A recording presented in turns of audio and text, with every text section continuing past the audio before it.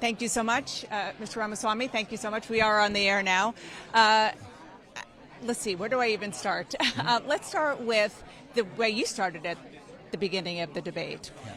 You really came out hot on kind of everybody. I'm very frustrated with the losing culture in the Republican Party. Well, you went after, for our viewers who didn't see the debate, you went after the RNC chair, who is hosting you here. You went after the network hosting you here.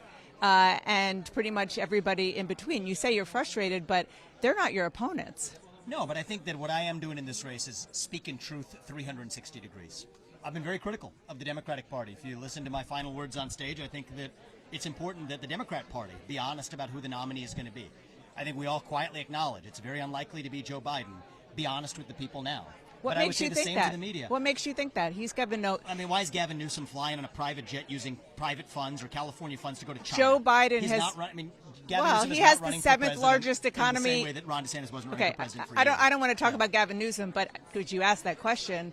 He's like the fifth or seventh economy in the world in California. But let's talk about Joe Biden. But what I would say is, to answer your question, I'm happy to talk about my point about Biden. I just think it's true that Biden is not going to be the nominee. I think that most people in the Democratic Party will quietly acknowledge it. Just say it out loud and you build trust with the people. But what I'm saying is, as a Republican candidate, I can't just call out Democrats and their corruption. I've called out the Hunter Biden corruption from Ukraine and the $5 million bribe. And I will continue to do that. But I'll call it out the Republican Party. There's no evidence to support. There's no evidence to support the that he was paid a $5 million bribe from Burisma. No. Well, if he was, we that's just did a fact check. Okay. But if he was, I just want you're making an allegation where there's no evidence. There's literally to back that up. Okay. Our Daniel Dale literally just talked about this on the air. Absolutely. There's a lot of circumstantial evidence and testimonial evidence to suggest it. You have U.S. senators saying they've received information. The investigations are proceeding as we speak. But that is corruption in the Democratic Party that I have called out.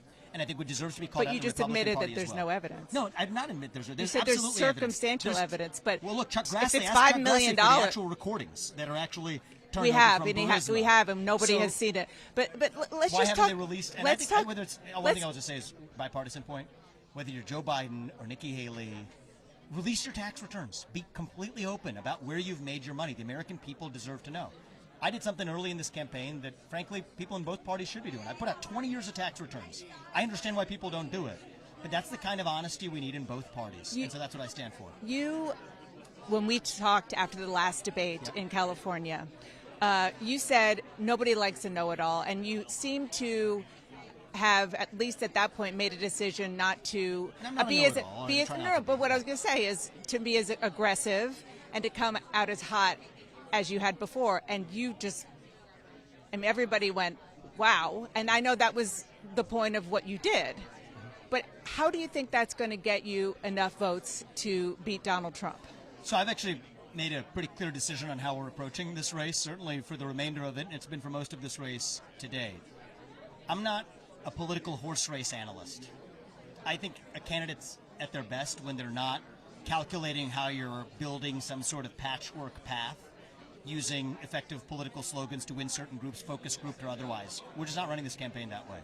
I'm unrestrained in speaking what needs to be spoken that the other people are not saying about the Republican Party, about the Democrat Party, about the media. And my bet is that that's going to be the winning political strategy. Because when I travel this country, that's what our base of voters is hungry for. They're sick and tired of the poll-tested platitudes. I'm not somebody who does well with poll-tested platitudes anyway. So we'll go with the truth of where I'm at my best, which is being unvarnished, being unshackled, speaking the truth, not just when it's easy, but when it's hard. And I think that our bet is that'll be the successful approach. One of the arguments that you made was that Nikki Haley is not being sort of consistent because she allows her daughter, who I believe is not a young adult kid, age, she's an adult, to use TikTok. And she was not very happy with that. She said, "You're scum," at the end. Well, here's what I would say is that the last debate, I think her exact quote was, "I feel dumber every time you speak," after the TikTok issue, lecturing families across this country about leaving TikTok. It's not a sin to be on TikTok. The dirty little secret is it's a generational divide. Most people, young people who I meet are. And the alerting moment is, even if she's going to talk about TikTok sanctimoniously on stage without mentioning that her own adult family members of the next generation are on it, we're not fixing the problem by just retreating and signaling our virtue. To the contrary, the question came up in the context of Hamas, pro-Hamas content spreading across TikTok. You think we're helping that by actually exiting as opposed to offering an alternative voice?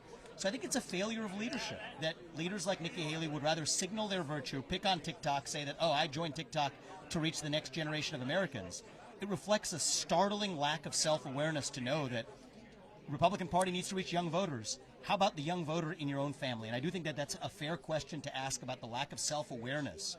And it's a generational divide. She talks about a new generation of leadership. I think she's on the other side of that. You have very young kids, so Yeah. I recognize that it's different from a grown kid. But why bring up somebody's family member? Isn't that a little bit of a blow below the belt? No, because it's not a sin for a young person to be on TikTok. I think the error is somebody sanctimoniously lecturing the rest of the country about the perils of it while actually failing to set an example of leadership a little closer to home. And I think that that gets to the core point. We as a Republican Party are not going to win by going back into our shell and hiding from the next generation. We have to show up and engage with the next generation. That's the point I was making, and I stand by it. And I think that this is part of my problem with the older generation of Republicans. They say, well, TikTok has some vague bad things with China, failing to recognize even American-owned companies handing over their user data to China, and say our answer is to retreat. When people in their own communities, schools, families, young people are using it, and we're doing them a disservice by not showing up and actually engaging with them. So that's where I land on that. Vivek Ramaswamy, thank you so much. Thank you. Appreciate it. I appreciate it. Thank you. Thank you.